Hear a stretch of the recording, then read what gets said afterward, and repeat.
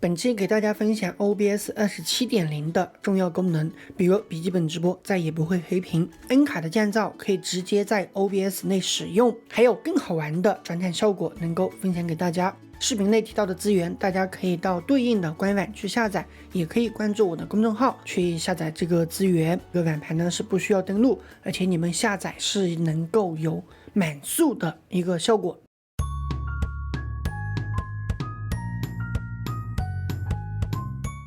对于萌新来说，调整 OBS 画面布局的时候，经常会误触导致画面错乱。这个时候不要慌，只需要按住 Ctrl+Z 就能够撤销刚才的误操作。除了来源这边能够撤销，那么在我们添加效果的时候，也能够对这个数值进行一个撤销。同样的，也是按 Ctrl+Z。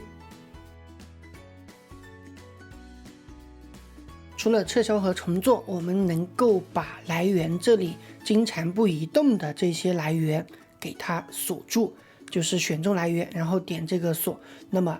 当你移动画面的时候，被锁的这些来源它就不能够移动。用笔记本直播的时候，添加显示器截取，就是你要截你的桌面，那么正常情况下都是必定会黑屏的。你看我这边的 OBS 版本是 26.0.2， 也是相对来说新一点的。当我们把 OBS 换到 27.0 的版本以后，我们只需要添加显示器，那么它默认就会有这个桌面的内容，就是有显示器的所有的画面，我们是不需要进行任何的设置的，就能够捕捉。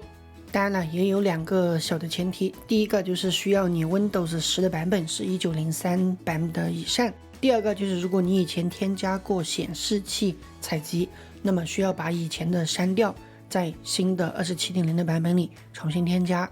我之前给大家安利过 N 卡降噪的方法，不过安装对于普通玩家来说可能有些曲折。这一次 OBS 更新以后，我们可以直接在 OBS 内就调用 N 卡的降噪，对麦克风或者扬声器来进行效果的一个处理，效果和直接使用 RTX Voice 是一样的，意味着之前的方法已经不适用于这个教程。如果大家需要用这个教程的方法，那么你们需要把以前学到的东西还给我。使用条件和 RTX Voice 的差不多，需要 N 卡驱动在 456.38 以上的版本，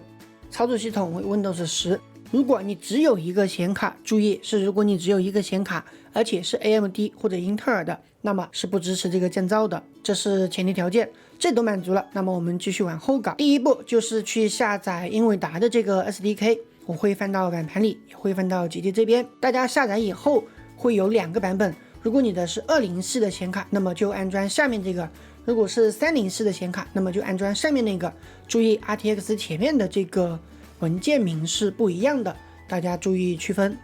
装完以后重启一下 OBS， 然后在主窗口这边选择你直播用的麦克风，滤镜空白处右键添加噪声抑制，在显卡支持的情况下，那么最后面的这个英伟达开头的这个降噪方式是可以用的。因为我比较穷哈，所以呢我的这个1080 钛它都是不支持这个降噪的。如果你是这样的显卡，那么我还是建议你使用之前的 RTX Voice 来降噪。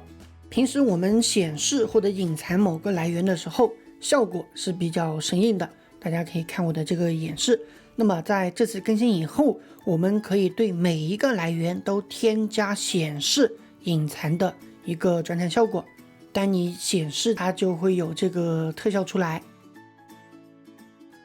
显示和隐藏都是一样的添加手法，其实这个呢大家自己去尝试就知道是什么一个意思。我今天比较感兴趣的呢是这个叫做插入视频的这个特效，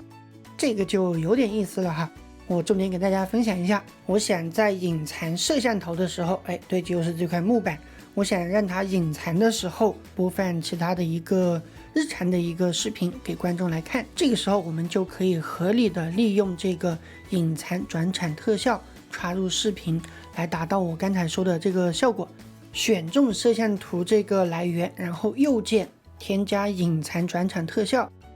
效果选择插入视频，视频文件这里我们选择一个和它摄像头大小差不多的一个视频，然后硬件解码这个，如果你的 CPU 很好，那么我建议你是取消的。监听这个就是说让不让观众听到你的视频的声音，这个需要你自己去选择。当我们隐藏摄像头以后，你看它现在播放的就是我的一个测试视频，就是这样的一个效果。最后呢是关于这个系统托盘的，在右下角这里，我们对这个 OBS 图标右键，那么能够实现一些小功能的快速启动或者停止。你比如像录像，像这个虚拟摄像机以及全屏的预览都能够在这边来实现。以上呢就是我今天的分享。如果大家对 OBS 有更多的疑问，那么欢迎在评论区提出你的问题，我会尽可能的抽时间来解答大家的问题。我也会在后续制作更多的专业的 OBS 相关的影片。